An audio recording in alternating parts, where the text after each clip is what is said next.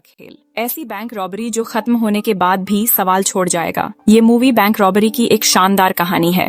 इस कहानी की शुरुआत में एक आदमी को दिखाया जाता है जो इन्हीं 6 सवालों के जवाब दे रहा होता है। पहले डब्लू हु का जवाब देते हुए वो बताता है कि मेरा नाम है डेल्टन रसल। दूसरा डब्लू होता है वेयर, यानी कहाँ। वो बताता है कि हो सकता है कि मैं इस वक्त जेल में हूँ या एक छोटी सी सेल में बंद हूँ। तीसरा डब्लू व्हाट, यानी उसने क्या किया। वो बताता है कि उसने बैंक रॉबरी को परफेक्टली अंजाम तक पहुँचाया। चौथा डब्लू व्हेन, यानी कब। वो बताता है कि उसने हाल ही में ये किया। पांचवा डब्लू वाई, यानी उसने ऐसा क्यों किया। वो बताता है कि ये सब मैंने पैसों के लिए किया और उससे भी बड़ी बात, मैं खुद को साबित करना चाहता था। और अब आखिरी सवाल बचता है हाउ, कैसे। और इस सवाल के जवाब के लिए पूरी कहानी फ्लैशबैक में चली जाती है, जहाँ पर एक बैंक को दिखाया जाता है जिस बैंक का नाम है मैनहट्टन ट्रस्ट बैंक। और इस बैंक के अंदर रसल के साथ 3 और आदमी आते हैं, यानी ये 4 लोग हैं। इन्होंने अपने चेहरे पर मास्क लगाए हुए हैं। बैंक के अंदर जितने भी लोग होते हैं ये सबको बंधक बना लेते हैं, दरवाजे बंद कर लेते हैं। और तभी बाहर एक पुलिस वाला आता है धुएं को देखकर। रसल कहता है अंदर बहुत सारे बंधक हैं और अगर पुलिस ने दरवाजे तक आने की कोशिश भी की तो हम लोगों को मारते जाएंगे।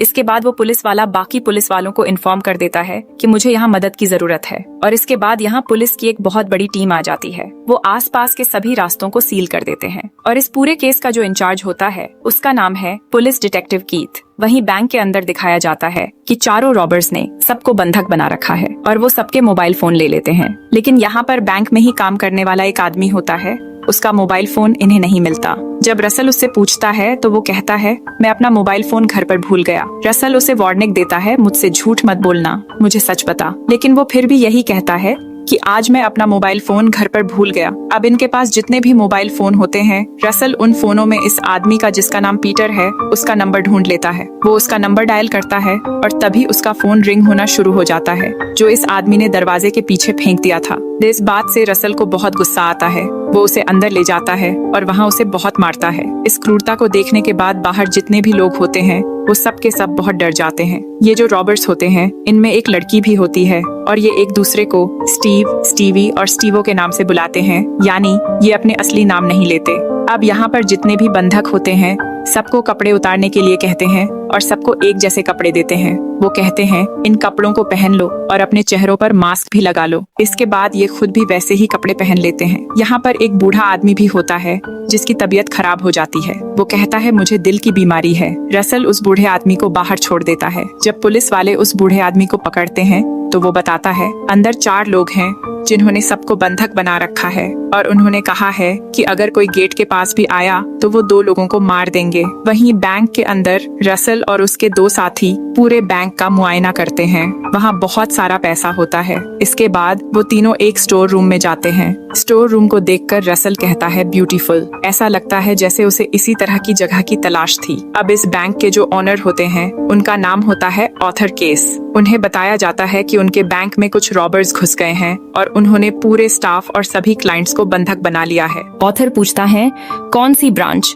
उन्हें बताया जाता है ब्रांच नंबर 32। ये सुनते ही वो परेशान हो जाता है और वो एक लेडी को कॉल करते हैं। इस लेडी का नाम होता है मैडलिन व्हाइट, जो कि एक पावर ब्रोकर होती है, यानी वो बहुत हाई प्रोफाइल डील्स करवाती है। ऑथर उससे मिलने जाते हैं और उसे बताते हैं कि जिस ब्रांच में रॉबरी हुई है वहाँ मेरा एक सेफ डिपॉजिट बॉक्स है और उसके अंदर मेरी बहुत बेशकीमती चीज है। मैं नहीं चाहता कि उस बॉक्स को रॉबर्स, पुलिस या कोई भी खोले। मैडलिन अपनी शक जताते हुए कहती है हो सकता है उस बॉक्स में किसी न्यूक्लियर मिसाइल के लॉन्च कोड हो। ऑथर कहता है उस बॉक्स के अंदर जो है वो तुम्हारे पैदा होने से पहले का है और उससे किसी को नुकसान नहीं है। मैडलिन कहती है सिवाय आपके। ऑथर बताता है अगर वो चीजें दुनिया के सामने आ गई तो मुझे दुनिया के सवालों का सामना करना पड़ेगा। मैडलिन उनके लिए ये काम करने का फैसला कर लेती है और वो सिटी के मेयर से मिलती है। मैडलिन ने मेयर की कई बार मदद की होती है और अब वो उनसे मदद चाहती है। मेयर की मदद से वो डिटेक्टिव कीथ से मिलती है जो इस पूरे रॉबरी केस को हैंडल कर रहे होते हैं। वो कहती है मुझे तुम्हारी मदद की जरूरत है, लेकिन डिटेक्टिव कीथ किसी की भी मदद नहीं करना चाहते। मैडलिन कहती है तुम्हें प्रमोशन मिल सकता है। डिटेक्टिव कीथ जवाब देते हैं अगर मेरे अंदर काबिलियत होगी तो मुझे अपने आप ही प्रमोशन मिल जाएगा। मैडलिन कहती है, लेकिन उस केस का क्या जो तुम्हारे ऊपर चल रहा है, जहाँ $140,000 गायब हो गए थे। दरअसल मैडलिन इनडायरेक्टली डिटेक्टिव कीथ को ये बताने की कोशिश कर रही होती है कि अगर उसने इस केस में उन्हें कोऑपरेट किया तो वो उसे $140,000 वाले मामले से बचा सकती है। इस बात पर डिटेक्टिव भी इनका साथ देने के लिए तैयार हो जाता है, लेकिन पुलिस को अभी तक रॉबर्ट्स के बारे में कुछ भी पता नहीं चला था। पुलिस बैंक के नंबर पर रॉबर्ट्स को कॉल भी करती है, लेकिन वो फोन नहीं उठाते हैं। रॉबर्ट्स यहाँ पर जितने भी सीसीटीवी कैमरास होते हैं उन सबको इंफ्रारेड लाइट से पूरी तरह से डीएक्टिवेट कर दिया होता है, इसीलिए पुलिस बैंक के अंदर कुछ भी नहीं देख सकते कि रॉबर्ट्स क्या कर रहे हैं। अब रॉबर्ट्स जिस गाड़ी में आए होते हैं पुलिस को वो गाड़ी भी मिल जाती है। गाड़ी पर एक स्टिकर लगा होता है और उसे पर लिखा होता है परफेक्टली प्लान पेंटिंग। वो स्टिकर को हटाते हैं और वो भी समझ जाते हैं कि ये गाड़ी भी चोरी की है। वहीं अब रॉबर्ट्स बैंक के अंदर से एक और आदमी को बाहर छोड़ते हैं। ये आदमी इसी बैंक में काम करता है। ये एक सिख होता है, इसलिए इसे बड़ी बड़ी दाढ़ी होती है। इसे देखकर पुलिस इस पर शक करना शुरू कर देते हैं, क्योंकि इसके गले में एक बहुत बड़ा बॉक्स लटका होता है। पुलिस पूछती है, क्या इसमें बम है? वह कहता नहीं, इसमें बम नहीं है। पुलिस उसके गले से वो बॉक्स निकाल लेती है, जिस पर एक मैसेज लिखा होता है कि रात 2 बजे तक हमें 2 बसेस और एक जेट प्लेन चाहिए, जिसमें पायलट भी होना चाहिए और जेट में पूरी तरह से फ्यूल भरा होना चाहिए। अगर तुमने हमारी बात नहीं मानी तो हम 9 बजे के बाद हर 1 घंटे में हम एक आदमी को कैमरे के सामने मार देंगे। और उसमें ये भी लिखा